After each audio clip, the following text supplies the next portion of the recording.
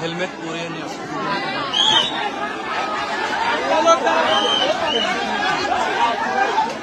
দেখতে পাচ্ছেন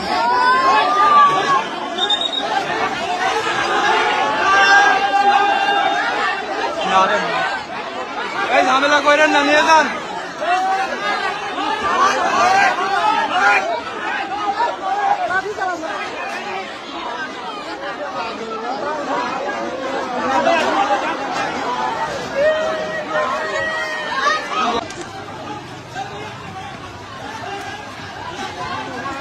লাইভ তো যারা দেখতে পাচ্ছেন, এখানে আমাদের এলাকায় বাড়ির পাশে ছোট ভাইয়ের হাতে বড় ভাই নিহত।